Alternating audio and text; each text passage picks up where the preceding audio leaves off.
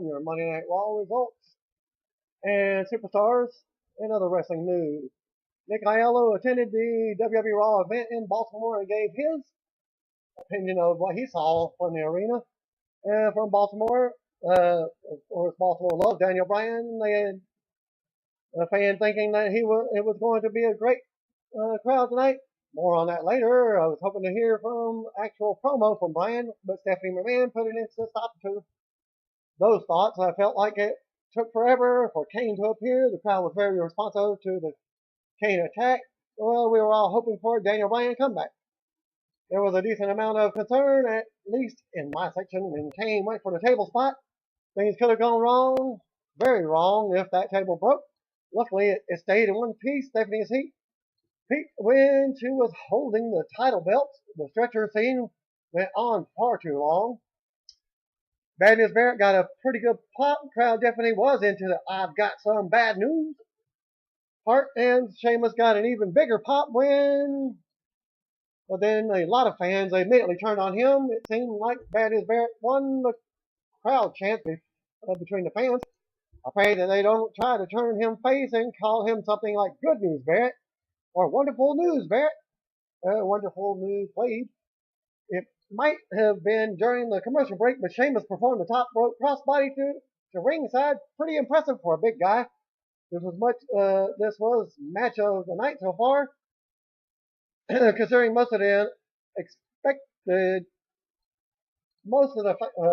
fans in the arena expected Cesaro to walk away with the Intercontinental title tournament. Barrett winning was a shocker. I brought my girlfriend to the show, her first time ever watching a whole show. She was into everything so far until Bo Dallas' video package. Apparently, she's not a Bo lever. She turned to me after his vignette and said, "Other people think that's dumb too, right?" This is the moment where WWE started to lose the crowd. Seeing the Wyatt promo live took some of the fun out of it. They had to hustle to get on camera in time, and it seemed out of character. I know that's probably nitpicking, but it took away from their gimmick. A lot of people were singing, but not as many as I would have expected.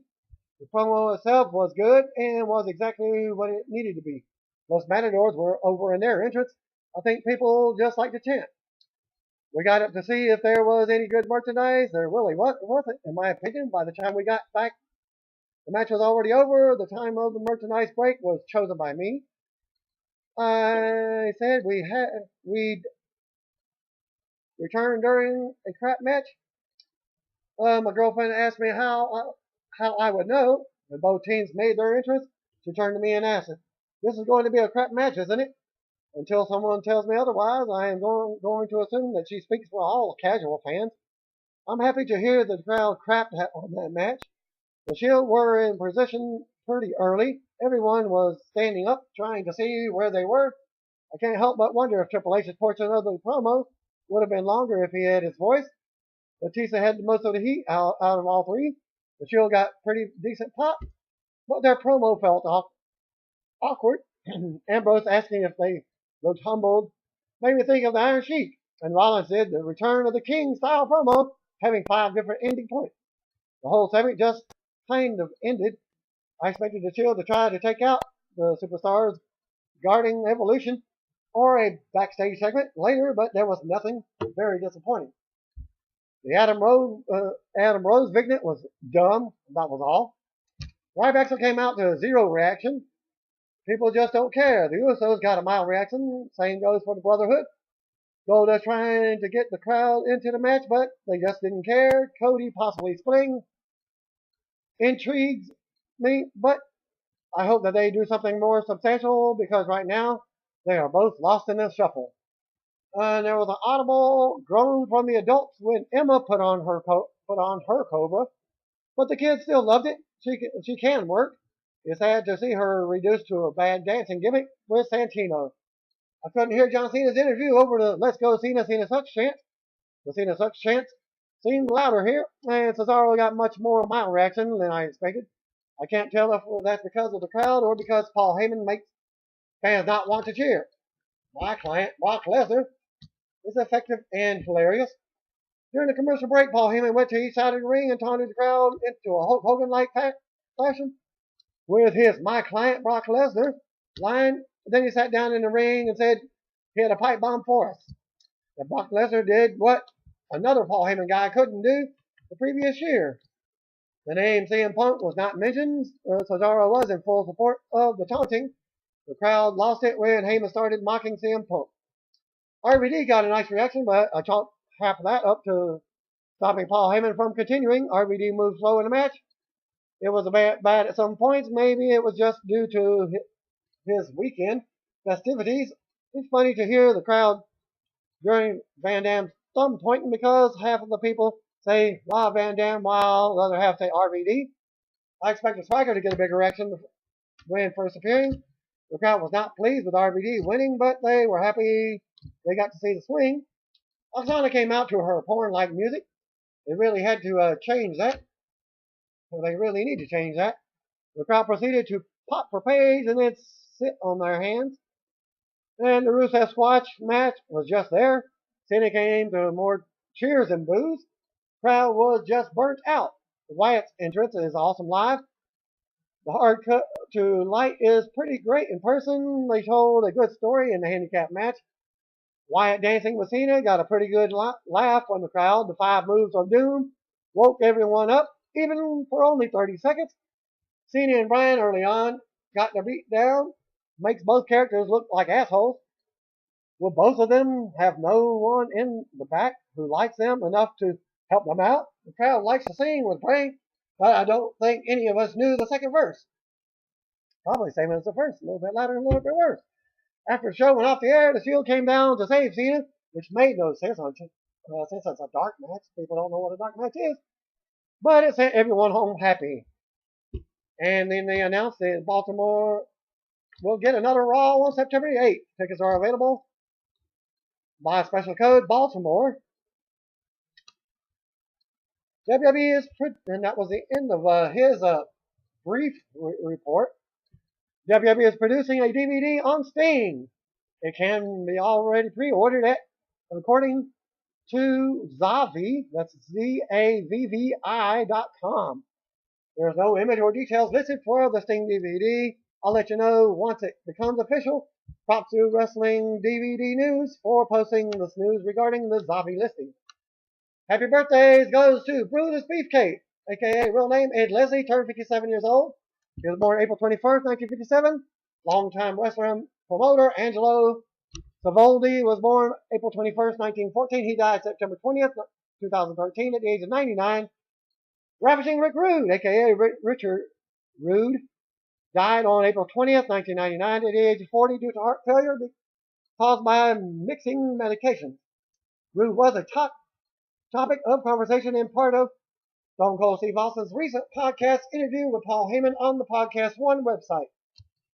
Garrett Bischoff turned 30 years old on Sunday. He was born April 20th, 1984, and he's still listed on the TNA roster page, even though he has not appeared on camera in months. Other birthdays, Kurt Hawkins' real name of Brian Meyer turned 29 on Sunday. He was born April 20th, 1985. I even wish him a happy birthday personally on his Facebook account. He recently opened a pro wrestling school in Hicksville, New York. British pro wrestler Johnny Storm, aka Jonathan Whitcomb, turned 37 years old on Saturday. He was born April 19th, 1977. Former TNA knockout Nicole Rositsky turned 35 on Saturday. She was born April 19th, 1979. Wrestled as Roxy, or Roxy Laveau, and Nixie Rocks. Former WWE wrestler Maxine also had a birthday. Her real name, Carly Perez, turned 28 on Saturday. She was born April 19, 1986. She requested and received her release in June 2012. Overall, a lackluster show. First 45 minutes were good, but besides nothing too memorable. It might have been the worst show I've been to, but I've been to some pretty great shows. WWE killed the crowd tonight when they came in ready to go and got fed up with weak stories. I'll be watching closely next week to see if that continues. And that was the end of Nick's report. And then he posted the results for Superstars. Big E defeated Damien Sandow. Very brief as Big E won with a splash with a squash with a big ending. And match number 2, Kofi Kingston defeated Titus O'Neil roughly in a 7-minute match. Kofi sold for most of the match and then came up with Trouble in Paradise for the win. And then actual Raw show opened up with a recap of Evolution.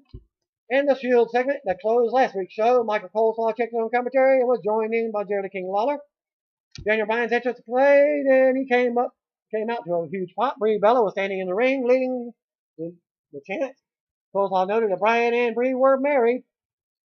They led yes chants together in mid-ring. The announcer said that they could be called the WWE Power Couple.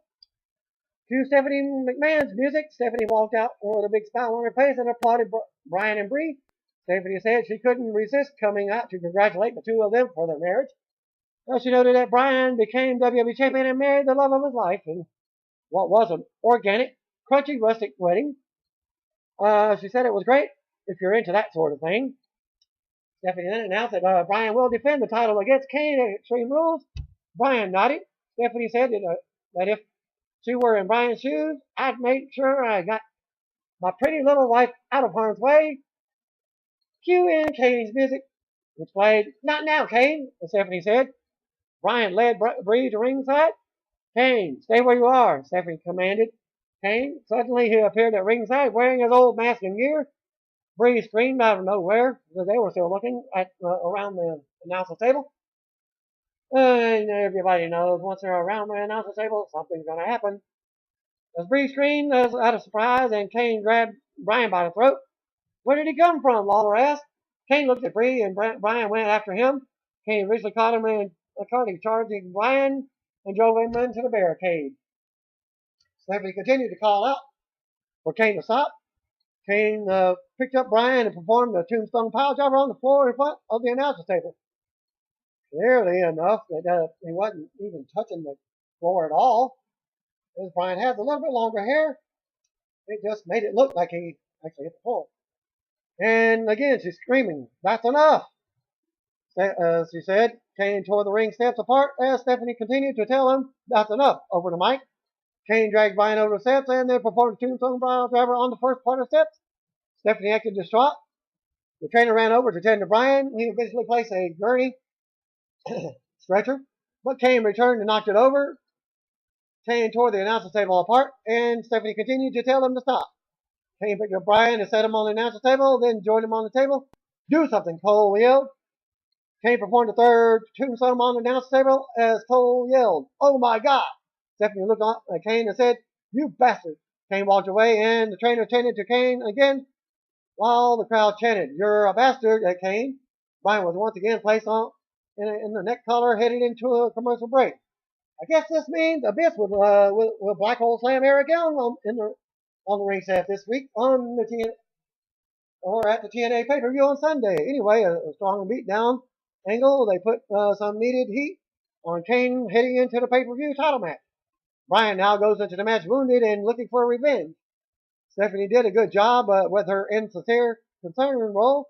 I'm not really sure Stephanie or Brie were needed there, but they were fine. Okay. So would have Brie wear some more clothing in her first Raw appearance as Mrs. Daniel Bryan.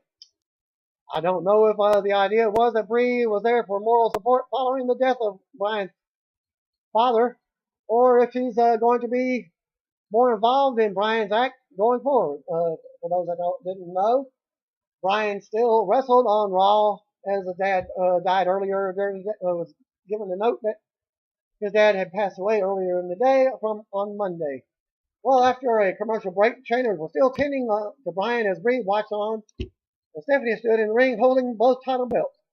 They recapped the angle and said it's as bad as it gets. Then they shifted to focus on the tournament brackets. Finally, match number 1, Sheamus versus Bad News Barrett in the semifinal tournament. Barrett came out and said he is bad news. He said it's not as bad as Bryan's bad news, but the luck of the Irish is running out and he would beat Sheamus. Sheamus controlled first couple of minutes, but Barrett came back and ran him into the ring post heading into a commercial break. Take her for what it's worth, but the The generic ad for SmackDown focused on Evolution and did show an old clip of Ric Flair included with the current players. It will be interesting to see if they actually bring Flair back this time around. Colson noted after the break that Barrett dominated while they were away, and then Sheamus regained control once they came back from the break. Big E was showing watching the match on the backstage monitor as Colson noted that he would face the tournament winner at Extreme Rules. Barrett dodged white noise and set up for a wasteland, but Sheamus countered it. Barrett dodged another brogue kick and hit the wasteland for a 2 count. Barrett went for the bull hammer, but Sheamus ducked it. Moments later, Sheamus hit white noise for a 2 count. They did a close-up of Sheamus' face where he was making a bad expression to show that he was surprised that Barrett kicked out. Later, Sheamus charged toward the ropes and Barrett was on the floor. Barrett reached through the ropes and dropped Sheamus with a bull hammer. Then picked him up, pinned him clean. Wade Barrett won a 10-minute, 30-second match to advance to the finals in the number 1 contender for the Intercontinental Championship. Colson hyping that Evolution would appear on Raw when they cut to a commercial. A good match and a nice clean win for Barrett. Who knows? Who now advances to the finals in the tournament. And he will face the winner of Cesaro versus RVD. Considering that Cesaro basically plays a babyface, it's not a slam dunk. That babyface RVD wins to set up a babyface versus heel matchup in the finals. A Bo Lee vignette was shown. The announcer spoke briefly about the vignette. JBL said he's been a Boliever ever since he left Bolivia. Then they're recapping Hugh Jackman's last appearance on the show to hype his return next week for Raw. For those who don't recall, Jackman punched out Ziggler. And then they recapped a Twitter exchange with Ziggler expressing his desire to bury the hatchet with Jackman, and Damien Sandow basically calling him a mark. Colson hyped the NAP vote that allowed viewers to vote for John Cena's opponent. The options were Luke Harper and Eric Rowan in a handicap match, or all three for a handicap match. Wyatt family walked onto the stage. Bray cuts a promo about how free will has become man's best illusion. He said, "We're a nation full of mindless sheep, led by wolves and owned by pigs." He said, "Tonight would be wonderful for change." He said, "The power is in the hands of the fans." He said, "They will make a choice. What fate will you choose for your knight in shiny armor?" As Wyatt asked, he questioned whether Cena will finally learn the truth. He said that they stand against Cena. He said 2 monsters will enter their cage match at Extreme Rules. He said one thing will remain the same. They do not love you anymore, John. As Wyatt said, "Every time we cross paths, I take more of them with me." Wyatt then said, "They're all coming with me." He told Cena to listen as it happens. "Won't they sing with me?" Wyatt said, then he led them to the chorus of "He's got the whole world in his hands," and then encouraged people to feel with him. He dropped down on his knees and did the crucifix pose as a commercial break. My initial concern was that Wyatt was out there to push fans into voting for one of 3 app options. That was actually very good. The story there told during the WrestleMania 30 match. What the WrestleMania 30 match didn't on the match build up. However, they're actually doing a better job of telling the story coming out of the match. I really like Wyatt talking about how he's taking more of Cena's fans with him every week. He's a cult leader, so it actually makes sense for him to want to, even though he's a heel. A recap of Hornswoggle and El Torito drama from WWE main event from last week was shown. Match number 2, Los Matadors and El Torito versus Drew McIntyre, Jinder Mahal, and Hornswoggle with Heath Slater.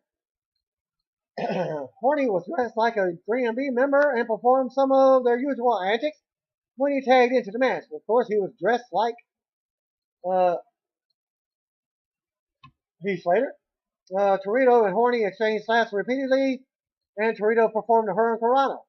McIntyre tagged in and didn't allow Torito to tag out. Torito gored Slater off the ring apron, then gored McIntyre in the balls. He performed a split-legged dive at McIntyre as he was being suplexed by Los Matadors, and then Torito pinned McIntyre. Los Matadors and El Torito defeated the 3MB in a 2 minutes 45-second match. More footage aired from last week's Evolution attack on the Shield. The limo arrived in the building. Backstage is Triple H, Batista, and Randy Orton all emerged from the limo. Cut to a commercial. Live crowd's non-reaction to the six-man tag says it all. Hell, I think I got more of a kick out of Hornswoggle and El Torito exchange than the live crowd did, which is really saying something. Of course, the only thing that matters is if the audience of one enjoyed it.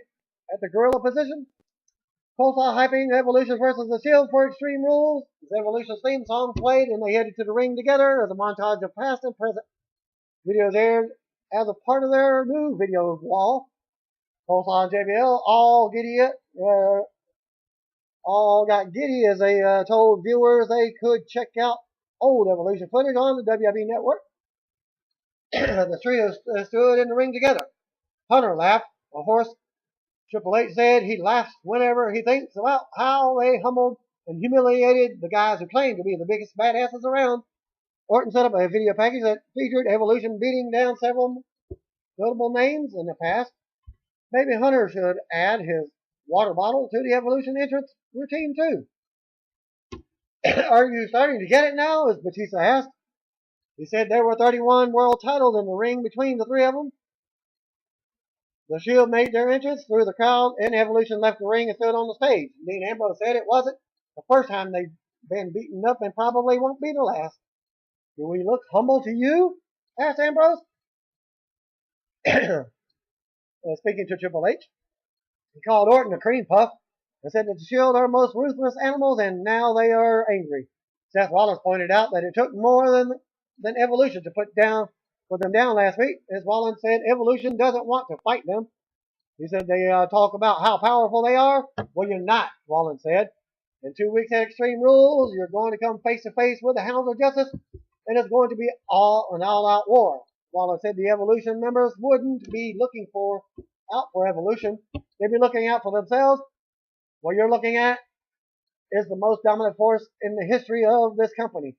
He continued on, and he said they would rip Evolution to pieces. Roman Reigns said Evolution gave them an ultimatum last week. He said they were returning the favor this week. He said they were going to drop the mic and beat their asses. He said they could be men to try to fight, and they could be cream puffs or leave and hide. And then Roman Reigns dropped the mic to end the segment.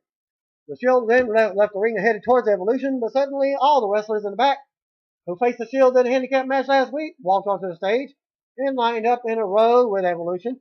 Hunter said there's always an option 3. He said that in life you either adapt or you perish. That is Evolution.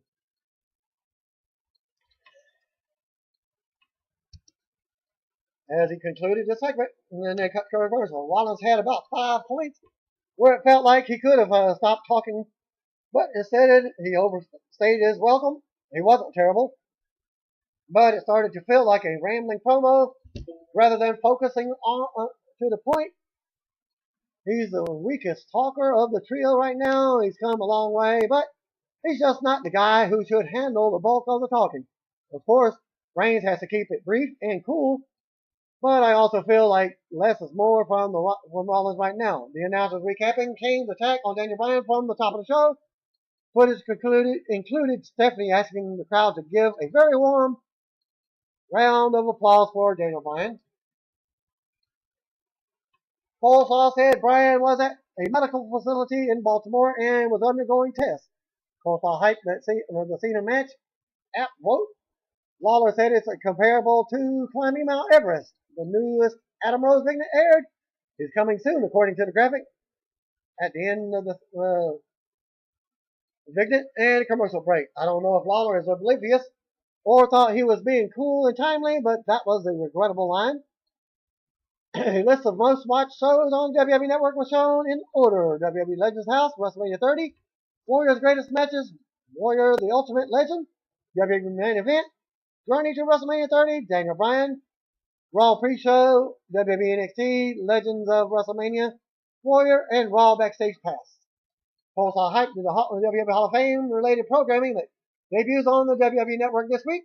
Ryback Sits on commentary for the next match. Uso brothers made their entrance. Footage of Jimmy Uso marrying Naomi on Total Divas was shown. Match number 3, tag team champions, the Uso brothers versus the Rose brothers, Goldust and Cody. In a non-title match, Axel boasted about beating the Brotherhood in under 2 minutes. In the end, one of the Uso brothers caught Cody with a super kick and pinned him. Uso brothers defeated Cody and Goldust in 3 minutes 15 seconds. After the match, Cody stormed out, and Goldust looked surprised and chased after him. Ryback and Axel hit the ring and attacked the Usos. The heels put the boots to the tag team champions, presumably to set up the tag match for the pay-per-view. Cole saw hyping the Slam City animated show. The broadcast team hyped Cesaro versus RVD. I'd rather see Cody and Goldust get another push as a tag team, but obviously that's not in the cards right now. A brother versus brother feud could be fun. That was supposed to happen at WrestleMania, but it didn't. Meanwhile, Axel Attack set them up as the challengers of the month. A graphic boasting that more people watched WrestleMania 30 than any WrestleMania in history. Supposedly only 1 million. But I believe other WrestleManias got more than that. Match number 4, Emma with Santino versus Layla with Fandango. Santino pulled out the Cobra sleeve and struck Fandango with the Cobra. Emma pulled out a pink sleeve and performed the Cobra on Layla for the win. After the match, Santino wrapped them around one another. JBL asked if the Cobras were copulating. Emma defeated Layla in a 2-minute, 20-second match. All at Storm Wrestling Academy and NXT training to become Santino's on-air love interest and master of Miss Cobra. I would be more tolerant if it seemed like it was getting over, but the live crowd just doesn't seem to be all entertained by the Santino and Emma relationship, and the Santino act is really stale. A graphic showed positive mainstream television reviews for the Legends House. Backstage, Renee Young interviewed John Cena, who received more boos than cheers. He said his fate lies in the hands of the WWE Universe. He said, pray. Wyatt told the fans that they have a voice, and he said it remains to be seen whether they listen to him. He acted concerned that, as he said, he would do what he has to do. Cena said he can't pretend that he doesn't know what's happening. He said every place that they go, he hears he's got the whole world in his hands, and it gets louder and louder. He said Wyatt just might be right. He said his back is against the wall tonight if the fans vote against him. He said that the odds will be given in 2 weeks if he can just survive tonight. Bray, you may have the whole world in your hands, but you just remember that when you come at John Cena, you can try your best to take me down, but you will never count me out. A good promo. Cena showed concern over the potential 3-on-1 stipulation and acknowledged the growing support of the Wyatt family. It's an interesting storyline, and Cena played it very well in this situation. Cesaro and Paul Heyman entered to new ring music, and they were halfway to the ring. Heyman introduced himself as the advocate for Cesaro. He said he also has the pleasure to serve as the advocate for Brock Lesnar. Heyman boasted briefly about Lesnar ending the streak and continued to talk in the middle of the ring as the show went to a commercial break. Heyman continued to gloat about Lesnar beating Undertaker's unbeaten streak until Rob Van Dam's music interrupted him. Paul noted the match was a battle of a former Heyman guy and a new Heyman guy. RVD versus Cesaro with Paul Heyman in a semifinal tournament match. Cole noted that the winner would face Wade Barrett in the finals next week on Raw. RVD did a sloppy backward handspring with Cesaro in the corner and tried to charge at Cesaro, who shoved him in the corner and then threw the ropes heading into a commercial break. Cesaro got control of the offense after the break. Lawler noted that Cesaro could have been a huge fan favorite, but instead he aligned himself with despicable Heyman. The crowd was very quiet, but a small RVD chant broke out. RVD caught Cesaro with a cool kick out of nowhere in the corner instead of raving about it. JBL laughed about how you never knew where those RVD kicks would come from. RVD then performed the Rolling Thunder on Cesaro for a 2 count, and then followed up with a kick off the top rope. setting up for his finisher, but Cesaro met him on the top with an uppercut. RVD then came back with another kick, and then RVD performed split like a moonsault for a good near fall. 11 minutes in the match, RVD and Cesaro traded punches. RVD uses legs to roll up Cesaro for a 2 count. Cesaro came right back with a wicked double underhook. Powerbomb for a 2. Cesaro sets up for the Cesaro swing, but Real America's music played, and Jack Swagger and Dub Coulter come out and distracted him. RVD then caught Cesaro with a kick to the face, and they sent Cesaro to the floor. Swagger goes to ringside. RVD went for a move off the top rope, but Cesaro caught him with an uppercut. Cesaro rode RVD back in the ring, and Swagger hit him. Referee counted out Cesaro. Lawler questioned how the world's greatest manager could let that happen. So RVD advances by count out in 13 minutes 30 seconds. Match after the match, Swagger attacked Cesaro, who quickly cleared in front of the ring. Cesaro turned and spotted Coulter alone. JBL called for mercy, saying Zeb is a war hero and a grandfather. Cesaro sets up for the swing, but Swagger recovered and broke it up. Cesaro took Swagger down and performed a Cesaro swing on him. Cesaro and Heyman alliance can't be lasting long since they keep putting Cesaro in babyface situations. Lawler questioning how Heyman could let that happen was telling it. I like the new Cesaro theme song. It starts with a siren and then some fairly generic hard rock music kicking in. And then, but it's not bad. The tournament finals feel a little flat since the babyface RVD doesn't enter with much momentum. The broadcast team recapped the Kane attack on Daniel Bryan. Coleslaw recapping the storyline that Bryan was undergoing tests at the hospital. He said that the latest update is that it appears Bryan suffered a stinger and he would be held overnight for observation. And then they pimped the app again for voting one more time.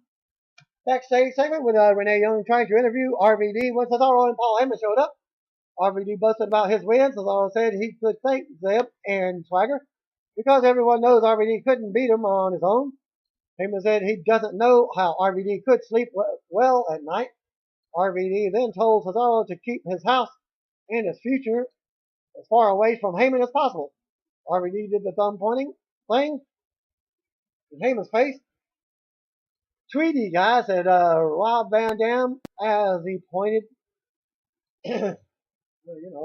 RVD. I know why RVD sleeps well at night. Insert your own joke. About Sunday's other holiday here.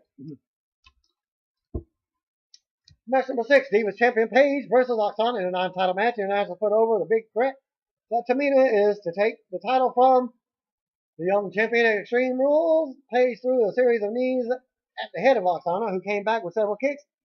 Later, Paige applied a scorpion hold and got the submission. And the match took 4 minutes 40 seconds. It was nice of Paige to show Oksana how to throw work knees to the face. Naomi just wishes that lesson had come before her match with Oksana. This match went way longer than it should have been. I like the offense that Alicia got last week because Paige is portrayed as a question mark. But we've never been given any reason to take Oksana seriously. The match just overstayed its welcome rather than making it seem like Paige had to fight off a tough challenge. Good news is that while the crowd was flat as the match went on, they did cheer when Paige got the win, so it seems like she's getting over. Nick Coleslaw boasted that SmackDown was the most watched show on basic cable for a third week in a row on this past Friday, as Cesaro vs. Jack Swagger was announced for this Friday SmackDown TV show as they cut to a commercial. The ravishing Russian Lana made her entrance and delivered her usual introduction for Alexander Rusev. She said, "It's a privilege of a lifetime for Americans to share oxygen with him." Coleslaw hyped Alexander Rusev versus R-Truth and Xavier Woods for Extreme Rules. But this is going on and on. It's getting boring. And the spoilers for that match. Match number 7, Alexander Rusev with Lana versus Sin Cara. Rusev dominated the match, though Sin Cara did perform a missile drop kick that knocked Rusev off his feet. Rusev came right back and ended up putting him away with the accolade in a 3 minute and 55-second match. More of the same from Rusev. That's not a complaint. He should be winning squash matches right now. It's a marathon, not a sprint. Also hyping that vote again. Another bowl lead. They go to commercial. After commercial, another bowl lead. Victor aired. If you fail to prepare, you prepare to fulfill. Prepare to fail. John Cena makes his entrance to a mixed reaction. Jerry the King Lawler stood up and announced poll results. 53% of the fans voted for all three members of the Wyatt family versus Cena. 38% voted for Luke Harper. Only 9% voted for Harper and Rowan. Cena sold it by putting his hands on his knees and then looked to the crowd.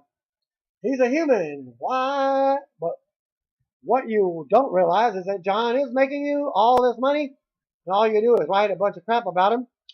Leave him alone. You are lucky he even performed, or you bastards, leave John alone.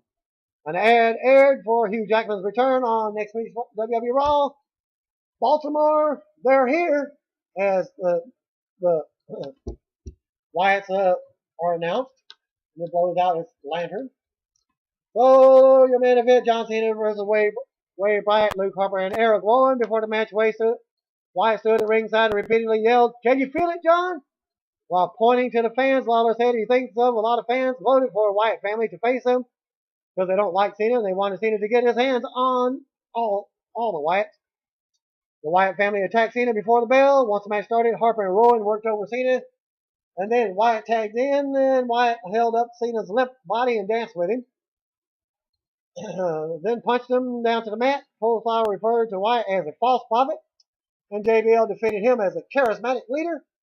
Wyatt used quick tags and continued to dominate Cena. Wyatt tagged back into the match and had Cena in a seated position. He ran the ropes and stopped short of kicking him. Then tagged in Harper. Cena came back in and caught Harper with a STF, but Rowan quickly broke that up. They went to ringside and Cena was thrown into the ring steps heading into a commercial break. Domination continued after the break with the Wyatts continuing to make quick tags and beating down Cena. Wyatt sang it sounded like some fans joined in. As it goes past the 10 o'clock hour, there was dueling chants for and against Cena. To avoid a charging Rowan, Wyatt tagged in and splashed Cena in the corner. Wyatt looked to the crowd and then did his crab walk. While talking to Cena, he stood up and then Cena caught him with a clothesline. Cena disposed of Harper and Rowan, then hit the five-knuckle shuffle and attitude adjustment on Wyatt. He went for the cover, but Harper and Rowan ran in and broke it up, and they were disqualified. John Cena beat the Wyatt family by disqualification in a 14-minute match after the bell. The Wyatts quickly regained control. Harper and Rowan picked up Cena, and then Wyatt performed the sister after goal on him. Wyatt put Cena's head on his lap and sang. There were some cheers whenever he would take a break. Wyatt started laughing and then smiled and he sang his song loudly. Wyatt laughed maniacally, then sang more to close the show. A compelling main event. The Wyatt family dominated the match, but we've seen Cena overcome odds as Super Cena and a billion times, so there was actually some mystery regarding the outcome. Wyatt nearly losing under the circumstances didn't help him sell him as much as a huge threat in a straight-up situation, especially after losing to him at WrestleMania 30. But Cena fans should be looking for some measurable revenge out of the cage match. And while they say Wyatt won't have Harper and Rowan inside the cage with him, it doesn't mean that they can't prevent Cena from escaping. And then after what happened after all, Wyatt family continued their attack on Cena until the Shield made a save. And nothing more than that. Thanks again for viewing. Peace out. God bless. See ya. Wouldn't want to be ya. Thanks again.